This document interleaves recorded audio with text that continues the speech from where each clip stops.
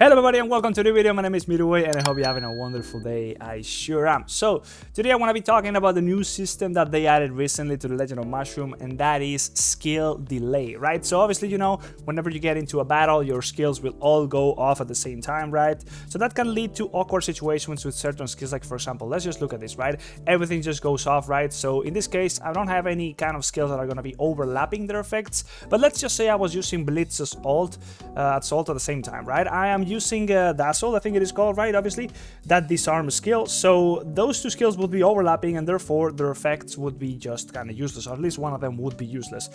So it is disarm in this case, but yeah, you get what I'm saying. So we're gonna be looking at how we can do this today in order to try and maximize the efficiency of this new system. How can we come with a setup of skills that might be a little bit more helpful? And before we get into anything of this, like, I gotta let you know that this only works in PvE.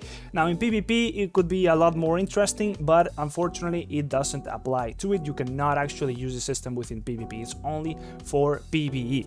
So as an archer, I don't think I have that many options that I could like interact like this with, but we're gonna be trying to come up with something, and maybe we can go up a level, right? So let's just see what it is right now. If I try to beat this level, let's see where we are actually going to be dying, right? So we are blasting this, and then we are using our immunity from the relic, and then eventually we're almost killing it. I could kill it if I just try a couple times, right? But we can come up with a little bit more time if we have a bit of a proper skill setup, right? So let me see. Let's go ahead and see here what we can do, right? So first of all, the way you access the system is by clicking on the, obviously you gotta go first to the skill setup here, the page, and then you click on the little arrows here to change between the different sets of skills. And you can see that next to the share button right there, there's a little clock.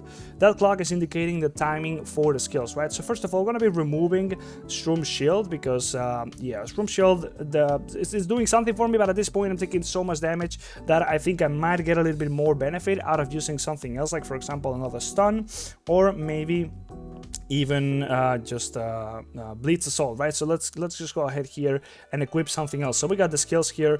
We'll go ahead and equip Blitz Assault here, and then we'll go back here to the skill timing, right? So we'll click on the clock right there, and here we go. We got all the different skills. We have the glass skill, the one obviously that comes from being an archer, the melon drop, and then we have all the active skills from 1 to 5. So we can choose, depending on the slot, how much of a delay we want to be adding, right? So let's go ahead and think about this, right? So obviously we're using disarm right here, which is going to be disarming the target for 3 seconds. Now we are also using the relic along with it. That's going to be increasing the duration of the disarm by 50%. So it's going to be lasting for 4.5 seconds, as you can see right here from the tiny statue.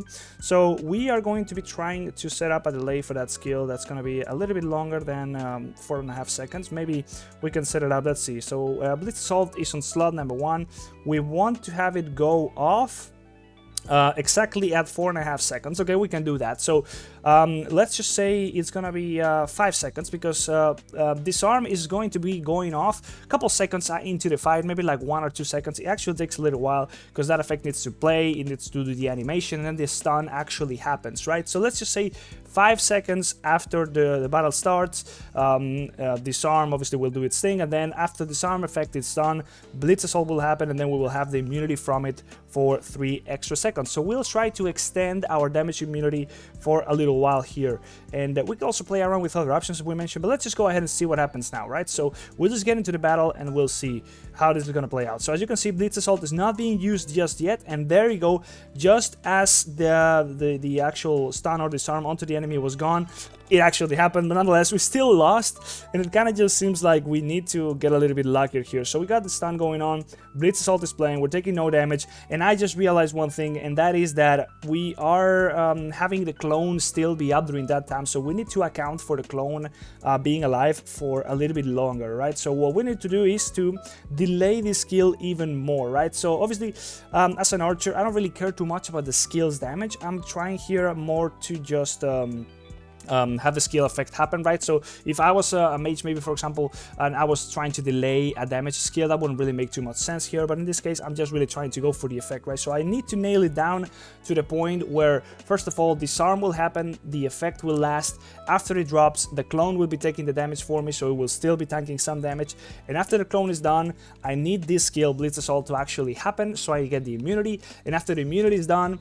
I will be getting the immunity again from the relic that I'm using, the 70% HP, right? So I need to kind of time it as well with not dropping below 70% HP, otherwise I will be overlapping the Blitz Assault and the Relic immunity. So as you can see, it kind of gets a little bit murky, but you can play around with it and try and find a sweet spot. So I'm gonna like set it up to, what is it, 6 seconds maybe, and see if we can nail it to the point where Blitz Assault will happen just as my clone is dying, right? So we're gonna be going through the minions here before the actual stage happens, right? So it's gonna take a little while, but let's hope that we can just clear it easily, because I need to also, I probably will die a little bit to these guys. They're doing a whole lot of damage to me at this point, right? So in the meantime, we might as well just go ahead and do some PvP. We'll switch to the flame book here, and then as I mentioned before, this does not apply to PvP, so you can just go ahead and see here that all the skills will just go off immediately.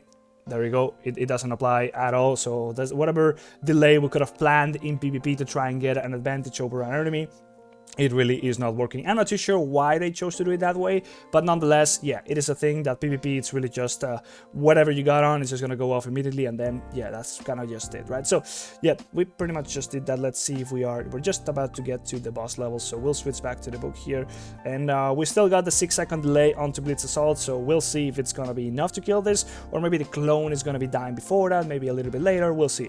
So, we got the stun going on here, the disarm. Now the clone, yeah, Blitz Assault still went a little bit too early, but still that was enough to kill it. So it was a little bit better. We got a little bit more time there for the immunities, so we can, I think we can nail it down a little bit more even. So we'll go ahead and add 1 more second of a delay onto Blitz Assault right there. And as you can see, this is only with one ability. Like, we are only playing right now with a delay of Blitz Assault, right? So we could also add even more layers to it. Now, obviously, the more CC, the more stuns you're adding to the whole thing, the less damage you're gonna have. Maybe you're giving up some damage skills, like, for example, I could be giving up here something like, what's it called, a star array, I think that's called, or I might have just forgotten the name.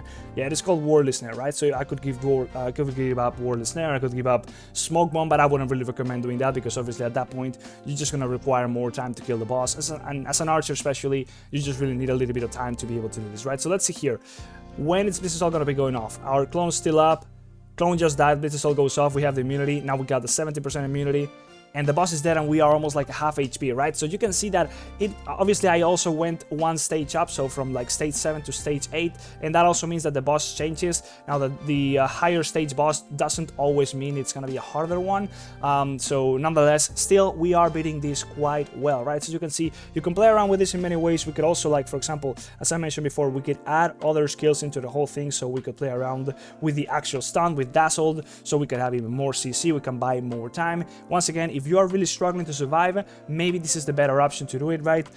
Just give up a little bit of damage for CC and try and find if you can squish in just about enough time so that you can kill the boss, right? You can play around with more damage versus more time just surviving, right? So we can also take this into the soul trial here and see if it applies, right? Obviously, this is PvE, so as you can see right there, it is actually working. The same thing will kind of happen. The clone just dies. We have the Blitz Assault go off. We actually win. We're taking so much damage from these boss, from this kind of bosses. We're like getting 3-shot almost, right? So we get the first stun.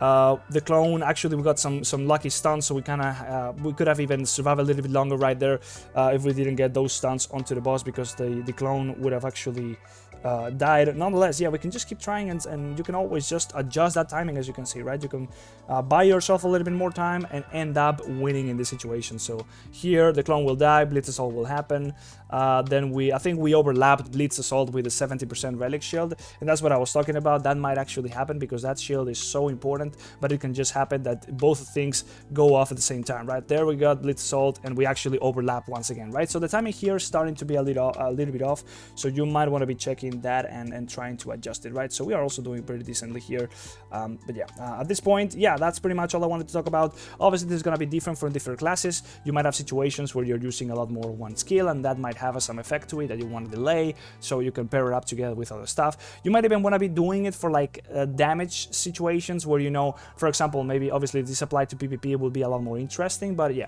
whatever. Maybe it's like some type of boss where you want to be delaying your damage dealing a little bit more, or whatever, right? So you can come up with ideas. Let me know if you think there might be any other combinations with the skill delay that are kind of cool. Nonetheless, before you go, please check out Aptoide if you haven't done so yet. Now, Aptoide is basically a platform like Google Play where you can download apps from. And once you download the apps from Aptoid, whenever you try to make payments within the game, for example in The Legend of Mushroom or any other Android game you download through Aptoid, you will be paying through the AppCoins wallet. And basically when you do that payment, you're going to be getting a bonus that can go from 10% all the way up to extra 35%. And that bonus comes in the way of AppCoins credits. As you can see right here, I'm getting 20 cents out of spending this 1 euro 20 cents, right? So I can then go ahead and use that bonus that I have accumulated over the purchases that I've been doing in order to make the payment for me without actually spending my real money, right? So it's pretty damn cool. It's basically like a cashback.